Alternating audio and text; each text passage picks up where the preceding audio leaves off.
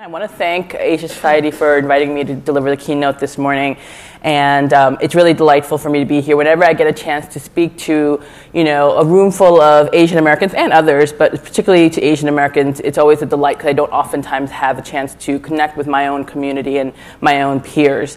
I also want to thank the event organizers and apologize to them. I have this weird, uncanny ability to always get them very frazzled right before I get up on stage, and I know I was made a few of them this morning frazzled. I was very much operating on Korean people time this morning. But just to let those organizers know, this isn't my worst offense. Actually, last year I showed up at the Women in Insurance Conference delivering a keynote to 800 people, 39 and a half weeks pregnant, and I had a baby 8 hours later. So, so at least I'm not pregnant and about to have a baby 8 hours later or go into labor on stage. But I keep getting invited back, so clearly there's something invited back to speak. So clearly there's something about the way I speak that people find compelling enough to deal with my interesting perceptions of time. So I've basically spent the better part of the past 2 decades focused on the work of transforming organizations to be more diverse and more inclusive. And for most of you who know anything about diversity and inclusion work, you know that that time passes like dog years. My field is one that a lot of people are interested in, but very few people remain for a long time because the work is arduous, the progress is incremental, the doubt is constant, the courage is wavering, and burnout is really high. So currently in dog years, I've been working in diversity and inclusion for the better part of 105 years. And basically, I state this because all of my gray hair is very much earned, and I have no plan on dyeing it anytime soon, regardless of the fact that pretty much every time I see my 74-year-old Korean mom, she literally hands me boxes of hair dye, going, dye your hair, dye your hair. And I'm like, no, this is all earned. I'm keeping it. I'm also not planning on cutting my hair short anytime soon and getting a nice little perm, or at least not yet. Even though I am a mom, Korean mom, I'm not quite there at that stage yet. A question I've oftentimes gotten over the last few years, in particular, is, Bo, how do you know that? How did you, after all these years, know that diversity and inclusion was going to be the seminal topic that shapes business in society today? And I wish I could provide some sort of brilliant answer, such as, I was just able to see the arc of the moral universe, and I could see how our, increasing social diversity was about to, create this powder keg of economic and power redistribution and polarization. I wish I could provide some kind of brilliant answer like that, but I'd be lying if I did. Instead, my path to diversity and inclusion was far more simpler and far more self-serving. So let me take you back to 2001. We were in the height of the first internet bust, the recession and that recession that followed. And if you remember back to those days, that was a time when most of us only had one mobile device, and some of us didn't even have a single one, right? So that was quite a long time ago. I was 25 years old at the time. I was a recovering management consultant, and I decided basically to hide away from the terrible job market that was out there by taking a 2-year hiatus in business school. I've always been a little bit of a nonconformist, as you can already probably tell. So while I had all the superficial trappings of someone who belonged at a top-tier business school like NYU Stern, at the same time that I was a business school student, I was also a vegan yoga teacher. Really crunchy, wore cruelty-free shoes, ate weird things called texturized vegetable protein, had a t-shirt that actually said vegan on it, and I actually at one point considered getting an Om tattoo in a very cultural appropriation sort of way, and I ultimately decided that it wasn't appropriate from a cultural appropriation sort of way. So I didn't do it. So that was me at the time. And as you can probably imagine, the culture of the typical business school at that time, which was a lot of beer socials every Thursday night, golf clubs, and by clubs I don't mean the actual clubs, but a social group that actually was dedicated to golfing and teaching people how to golf, and khakis and Brooks Brothers. And basically the Vedantic yoga that I was teaching and that I was practicing really weren't a super harmonious mix. And pretty early on in my education, I realized that I hated everything about business school except for the actual substantive matter and material that I was learning. So at this point, in time of the story, you probably might be asking, well, Bo, why did you go to business school in the first place? It kind of sounds like you might have been a better fit at an ashram somewhere in upstate New York. And in fact, that might have actually been true. I might have been a better fit there, culturally and socially. Besides hiding from the economy, which I already explained to you before, I actually genuinely love to understand what makes the global markets work. And I know that sounds really funny, but I really love economics. But I've always had an interest my entire life to basically understand why people do the things that they do and why organizations and governments and companies do what they do. And basically, with those two interests of understanding people and understanding global markets, you end up focusing on psychology and economics, which is exactly what I did during my undergrad in my business school. So I liked what I was learning to an approximation, but I really pretty much hated everything else about the business school experience. So one day I was sitting in a management class, and we were just dissecting a business case, doing a case study around a large labor dispute. And my professor and my classmates were discussing various aspects of and various strategies on how to break the stalemate in this labor dispute. And I wasn't particularly engaged in the conversation. And then suddenly, while I was sitting there, bored out of my mind and kind of pissed off at the conversation that was taking place, it dawned on me, not a single thing that I was learning in that moment was relevant to me at all. Nothing. None of the strategies were relevant to me at all. And I realized that this discussion that we were having, the strategies that we were reviewing, were essentially built upon a presumptive model that the players and all the players in the negotiation were straight, white, cis men in their 30s, 40s, and 50s. And here I was, a 20-something, first-generation Korean-American immigrant, vegan yoga teacher with a funny name, trying to figure out how I was supposed to mold myself to behave, act, and speak like a straight, white, cis male in their 30s, 40s, and 50s. Right?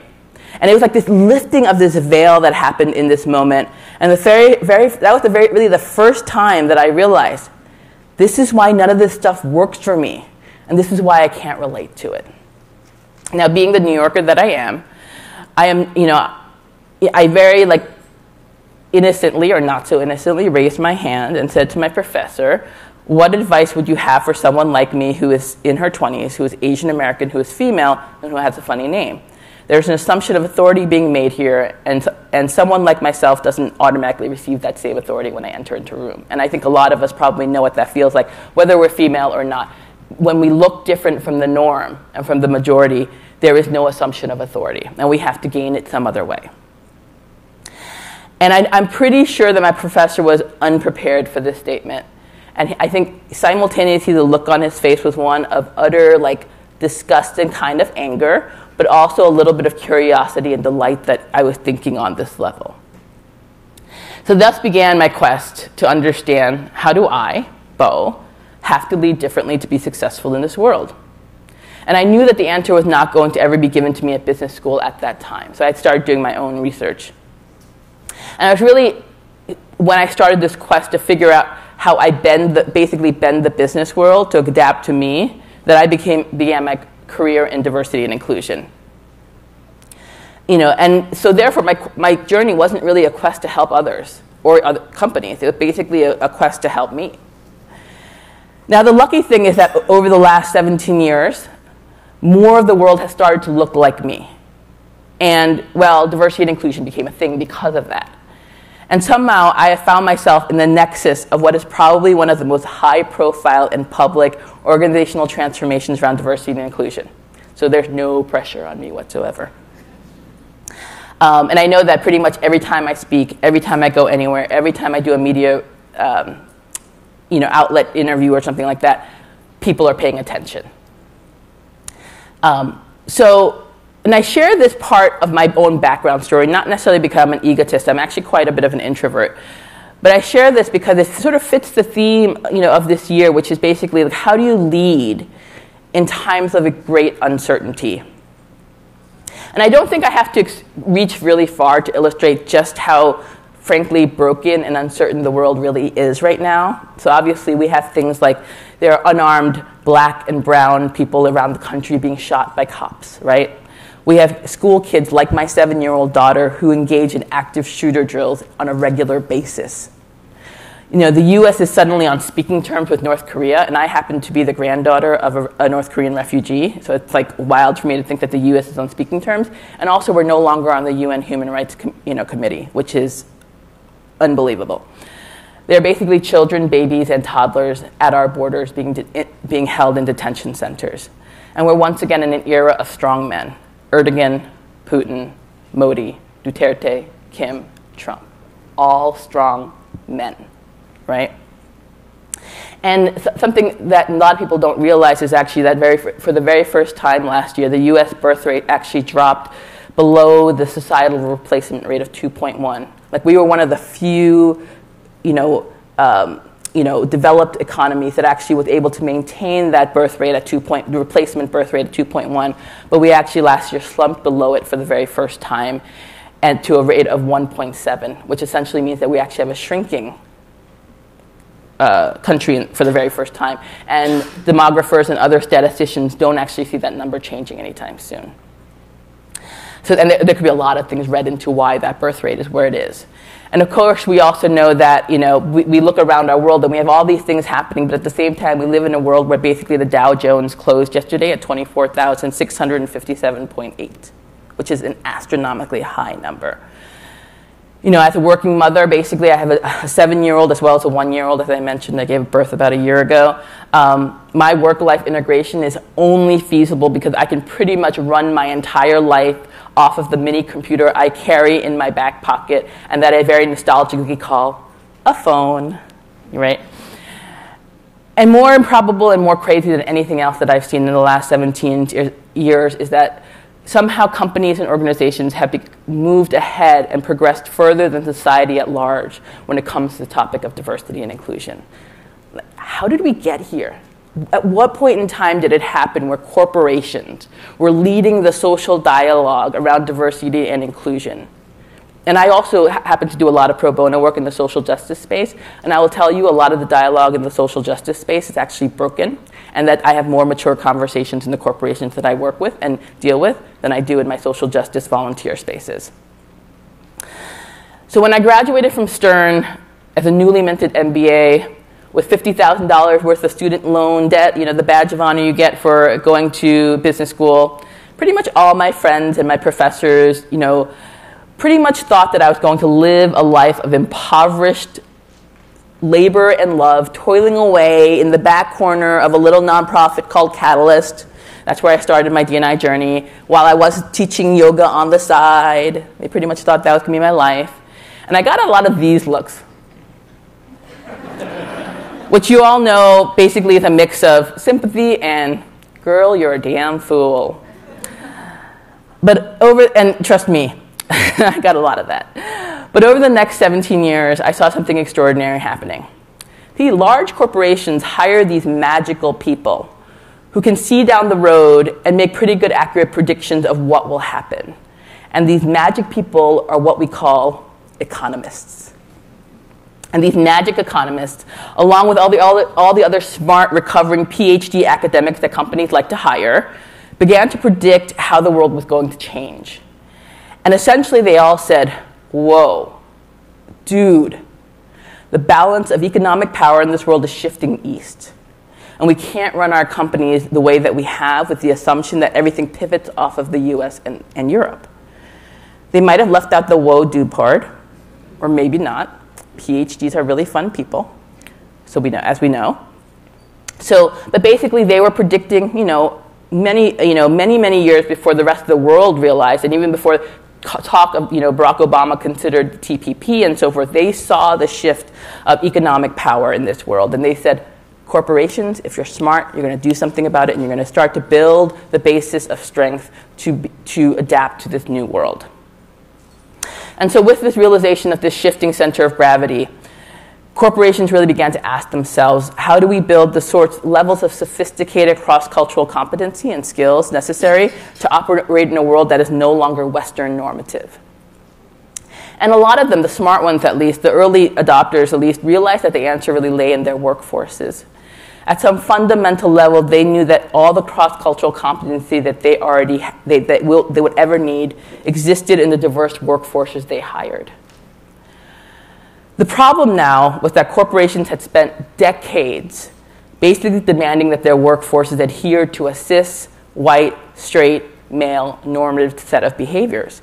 And people, the workforces, were essentially scared, and they didn't know that they could truly be their authentic selves. And they didn't know that they could trust these organizations to live up to their statements of, we celebrate diversity, we strive for inclusion, right? Because you've been told for decades, every example that you've been given is that here's this normative set of behaviors, and I don't care what your differences are, you will adhere to them. And suddenly corporations are saying, we celebrate diversity, we strive for inclusion. And they didn't trust that they could be their full selves and not get dinged for it. And frankly, that mistrust on the part of the workers was not completely unfounded. Because though leaders intellectually realized that there was a need for cross-cultural competency and inclusion, on some very basic level, inclusion was and remains to this day to be a pretty scary thing for most of us. The thing about diversity and inclusion is that it's unlike any other change initiative in organizations. Most corporate change initiatives don't really force individuals to question and challenge lessons about equality, fairness, and the inherent value of others that most of us learn when we're 7 years old. How many times have you been forced in any other change initiative to say, what were the values you learned about racism and race when you were 7? Right? We don't get asked that very often. But there's a statement by the philosopher Aristotle, and he said, give me a child to the age of 7, and I will give you the man. A little bit of sexist bias in that statement, but that was ancient Greece, so we'll allow for it. So I have the privilege of spending a lot of time with very young children. That's the privilege of having kids when you're a bit of an older mom.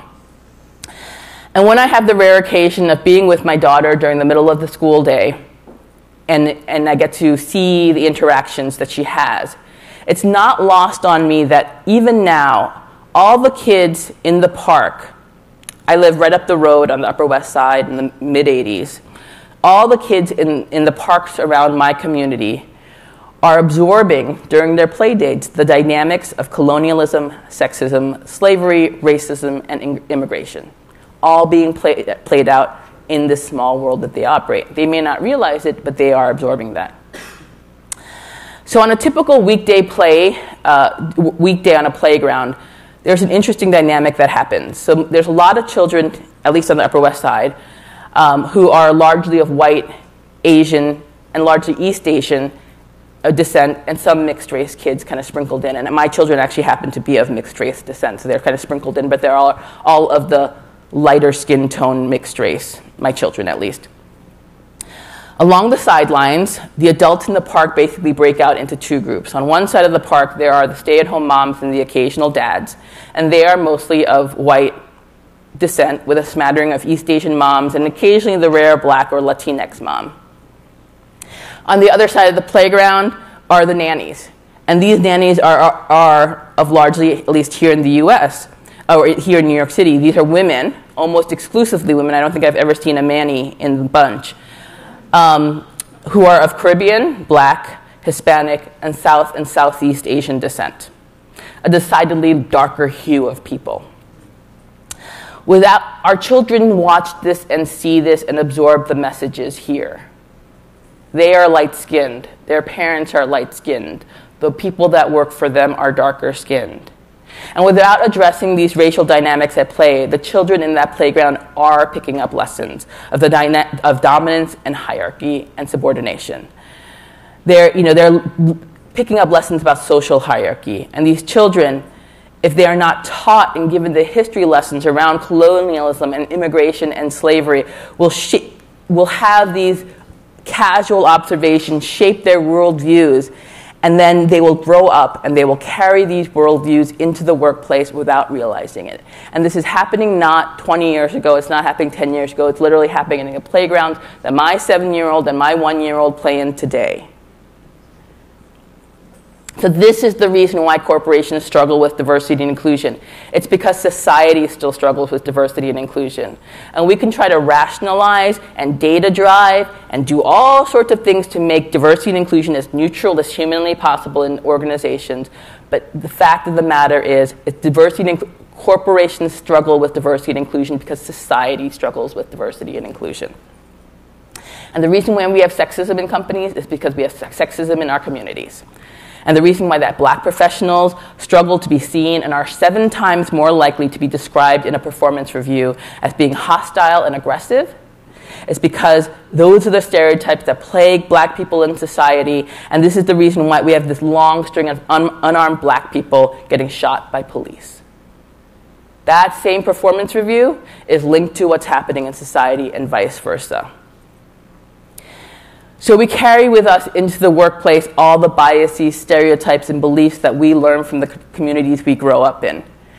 And though on some intellectual level we know that diversity is the right thing to do and inclusion is the right thing to do, it challenges fundamental beliefs that are so hardwired into our psyches that they're unconscious, and we have to therefore be so consciously inclusive. And when we are unconsciously inclusive, even when we're trying our best, sometimes that leaves us feeling unmoored and lost to behave inclusively. So in corporations, and we all as individuals know that intellectually diversity and inclusion is fundamental to success in the future. And they know that diversity and inclusion is really hard. And this intellectual knowledge that diversity is important and that change is hard places companies ahead of society right now. Because even if it's hard for us on a fundamental, unconscious level to change, at least we're having the discussion. Because if you look around at society today, the conversation on both the right and the left is polarization, and we're screaming over each other rather than talking to each other at a table. And that is my frustration when I do my pro bono work on the social justice side, and I tell them, you can't keep using pejoratives. I come from I'm right now working in a highly polarized industry, the tech sector.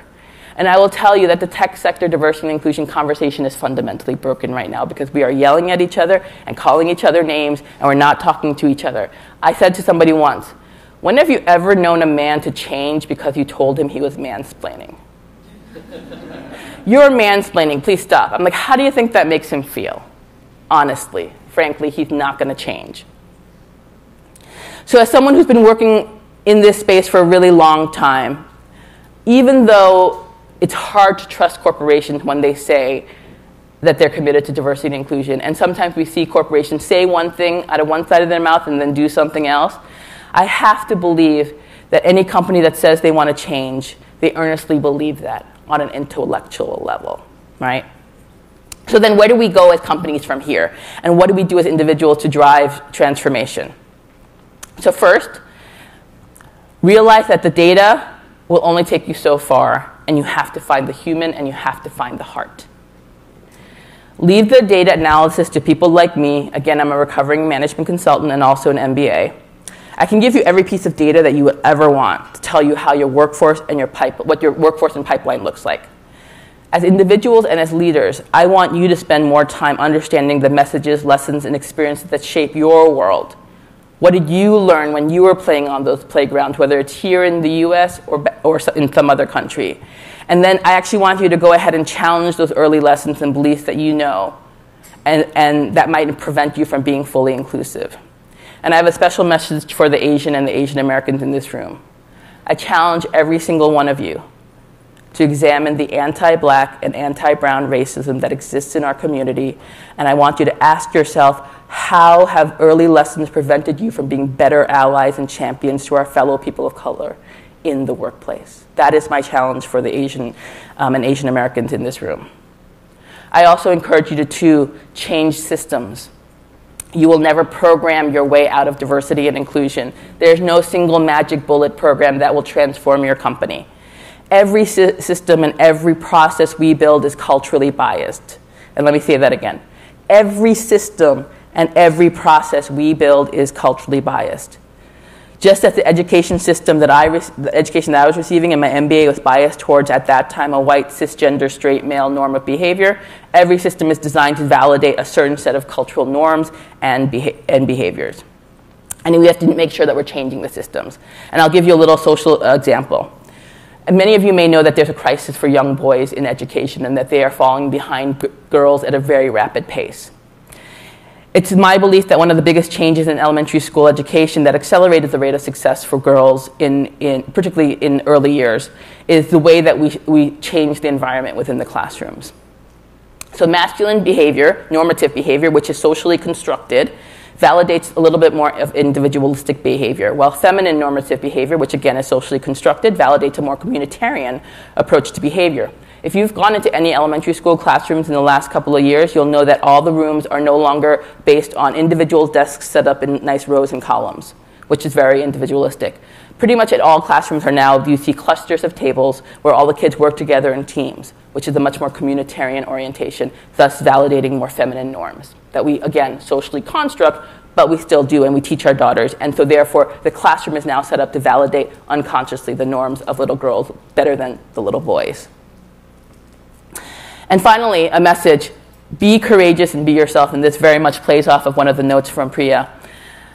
My own career path and my own career success was based on my willingness to be a little bit antisocial. And I really had to reject the norms of the pressure to conform to the world around me. My natural introversion, as I mentioned, and my mild antisocial tendencies, though it's a very friendly anti-socialism, it's not like horrible, really gave me the strength to reject the heaping loads of judgment that I received over the course of the 2 years that I attended business school. And there was a lot of judgment, and there was a lot of insults, and a lot of rejection. And here's a little secret about MBA programs. They are essentially high school with way, way, way, way, way more alcohol. So imagine high school being a vegan yoga teacher, or in high school. So I leave the Asian Americans in this room, again, another special message to the Asians and the Asian Americans who are in this room today. We come from fairly communitarian cultures that teach us that conforming to very narrow bands of social behavior is the right thing to do, right? And particularly for the women in here, we know that we're held to a very narrow band of physical appearance. Individualism is not necessarily a value that historically we were taught to value. And in most of the executive coaching that I have done with Asian American leaders, an oft-repeated line of query is, I don't think I know what it means to be an authentic leader because I've never been encouraged to actually be authentic. So spend time exploring who your authentic self would be if you were never forced to conform. And I leave you with this very final quote from Confucius, which is sort of kind of very stereotypical thing to do as an Asian American leader, but I'll do it anyway because I love this quote. We have 2 lives. The second begins when we realize we only have one. Thank you.